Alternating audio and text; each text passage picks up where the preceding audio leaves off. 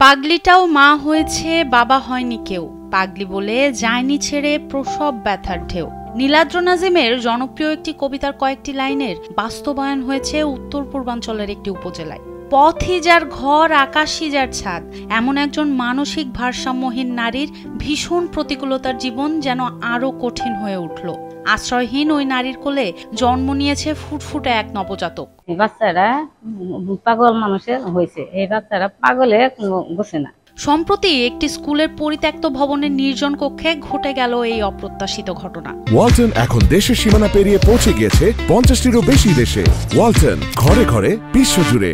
এই ঘটনা একদিকে যেমন তুলেছে বহু প্রশ্ন, তেমনি আবার স্থাপন করেছে মানবিকতার নতুন দৃষ্টান্ত। মা ও নবজাতককে স্থানীয়রা দ্রুত উদ্ধার করে নিরাপদ স্থানে নিয়ে যান। তাৎক্ষণিকভাবে প্রাথমিক সেবা দেন তারা। শিশুটি সুস্থ থাকলেও মা শারীরিকভাবে দুর্বল। ঘটনাটি শেরপুরের শ্রীবর্দী উপজেলার লঙ্গরপাড়া এলাকার। দীর্ঘদিন ধরেই এই মানসিক ভারসাম্যহীন নারীকে উপজেলার বিভিন্ন এলাকায় ভবঘুরে অবস্থায় ঘুরতে দেখা যেত। রাতে তিনি আশ্রয় নিতেন লঙ্গরপাড়া উচ্চ বিদ্যালয়ের পরিত্যক্ত ভবনের ওই কক্ষটিতে।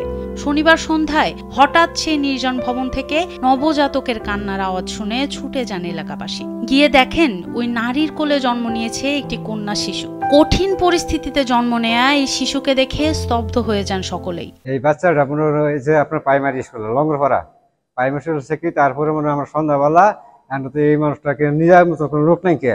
লঙ্গরপাড়া হাই স্কুল মাঠে একটা পাগলকে আমরা পাই।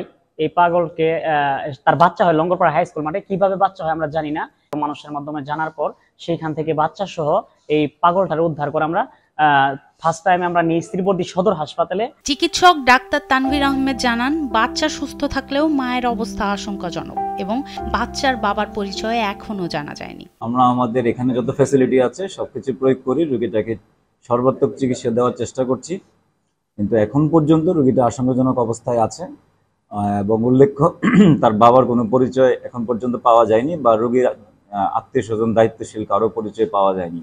এখন আমরা আমাদের হসপিটাল এবং ফাউন্ডেশনের পক্ষ থেকে রোগীটার সর্বাত্মক চিকিৎসার ব্যবস্থা করেছি।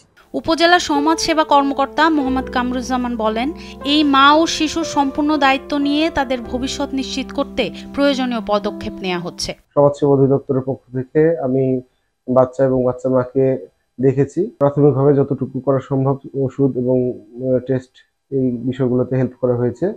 চিকিৎসা, বাচ্চাটার সঠিক ভরণ পোষণের ব্যবস্থা সমাজসেবা কার্যালয়ের উপপরিচালক স্যারের পরামর্শ এবং ইউনো স্যারের পরামর্শে শিশু কল্যাণ বোর্ডের মাধ্যমে নেওয়া হবে। এই শিশুর জন্ম আমাদের চোখে আঙুল দিয়ে দেখালো যে সমাজের একটি অংশ কতটা অরক্ষিত। শত প্রতিকূলতার মাঝেও একটি নতুন প্রাণের আগমন অবশ্যই আনন্দের, তবে একই সঙ্গে এটি সমাজের নীতিগত ব্যর্থতার প্রশ্ন তোলে। সনম সিদ্দিকী, কালবেলা।